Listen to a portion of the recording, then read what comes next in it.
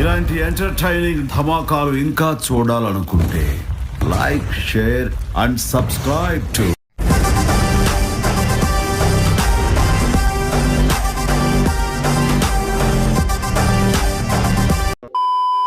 ఇప్పటి వరకు ఓ లెక్క, ఇక నుంచి ఒక లెక్క. వైఎస్ఆర్సీపీ కార్యకర్తలను వేధించే వారిని వదిలిపెట్టను అంటే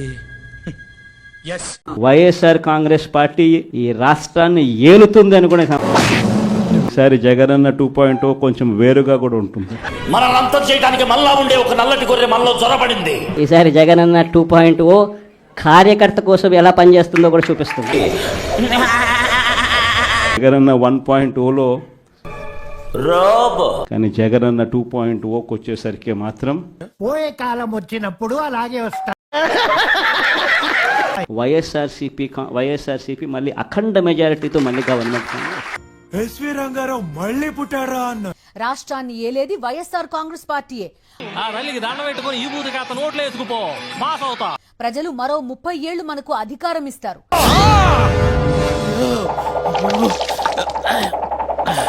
విలువలు, విశ్వసనీయతే మనల్ని మళ్లీ గెలిపిస్తుంది. ఎక్కడున్నా చట్టం ముందు నిలబెడతా. ఏం చేస్తాం, గుర్రే కసాయి ఒడ్నే నమ్ముద్ది. ఇవి జగన్ 2.0 మాటలు. ఈ రోజు కష్టాలు అనేటివి వస్తాయి. నీకు లైఫ్ థ్రెట్. కష్టం రానిదే సుఖం రాదు. హీరో, డైరెక్టర్, ప్రొడ్యూసర్ అన్ని బాబానండి. అవునా? కష్టం వచ్చినప్పుడు మన క్యారెక్టర్ను మనం అమ్మేసుకుంటే. పెద్దిరెడ్డి రామచంద్రారెడ్డి మింగేసిన అడవి భూములు అవన్నీ. ఈ మాత్రం దానికి ఇంత షాక్ అవుతాడేంట్రా? ఇలాంటివి మన దగ్గర చాలా ఉన్నాయి. తన విలాసవంతమైన ఫామ్ హౌస్ కి రోడ్ వేయించుకున్నాడు. ఆయన అద్భుతంగా నిర్మించుకున్న, లావిష్ గా నిర్మించుకున్న ఫామ్ హౌస్ ఎక్కడ? అడవి మధ్యలో.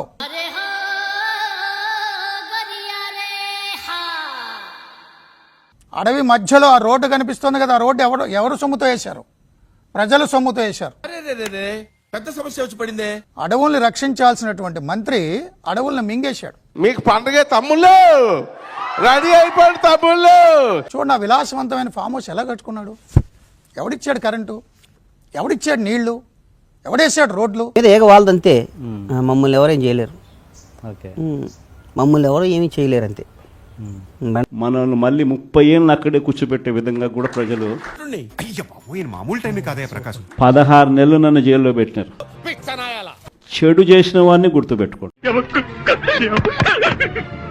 జగనన్న ఉంటాడని సందర్భంగా గట్టిగా చెప్తాను.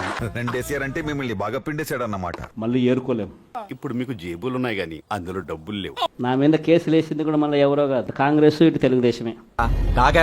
సార్ కాంగ్రెస్ పార్టీకి సంబంధించిన ఏ కార్యకర్త వెంటికి కూడా పీకలేడు అని చెప్పి కూడా సందర్భంగా ఏందిరో వాల్యూమ్ పెంచిన ఒక్కటే గుర్తుపెట్టుకోండి. ఏంట్రా పిచ్చి పిచ్చిగా మాట్లాడుతున్నా? ప్రజల్లో చులకనవుతాం, ప్రజల్లో పలచనవుతాం. మహా చేస్తే వీళ్ళు ఏం చేయగలుగుతారు? దొంగ కేసులు పెడతారు.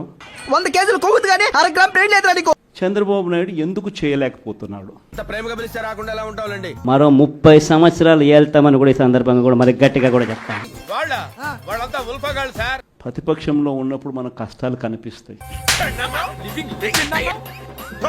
రెట్టించిన ఉత్సాహంతో మళ్ళా పనిచేస్తాం. జన్మంటూ ఉంటే మళ్ళీ రికార్డింగ్ డాన్సర్ గానే పుట్టించమని దేవుణ్ణి ప్రార్థిస్తాం. నాకింత నీకింత అని ఎమ్మెల్యే దగ్గర నుంచి మరోవైపున ఏది చూసినా స్కామే. పెద్ద మనిషి పెద్దిరెడ్డి కట్టిపడేసుకున్నాడు ఫామ్ హౌస్. ఈగ వాళ్ళదు మా మీద, ఈగ వాళ్ళదు. వైఎస్ఆర్ కాంగ్రెస్ పార్టీ బ్రతుకుతుంది. ఇంకా సుధరాయించలే, 4 తగిలించి పంపించు. మనం ఆ కష్టాలను ఎలా ఎదుర్కొంటాం అన్నది. లేని వాళ్ళు బ్రాంతి తాగెళ్ళిపోవచ్చు. ప్రతిపక్షంలో కూర్చొని ఉండం, అది పర్వాలా. ఇకనైనా చక్కగా బతుకు. మళ్ళీ రీల్ వెనక్కి తిరిగి మళ్ళీ అదే రోజుకు ఫెంటాస్టిక్ పర్ఫార్మెన్స్. మహా అయితే 3 నెలలు లోపల వస్తాయి. 2 నెలల నుంచి ప్లేట్ నిండా ఫుడ్ లేదు, కంటి నిండా నిద్ర లేదు. మన ప్రభుత్వంలో ఎలా ప్రతిదీ కూడా ఎలా పగడ్బందీగా ఎలా జరిగింది. ప్రజల డబ్బుతో రోడ్లు వేసుకున్నాడు.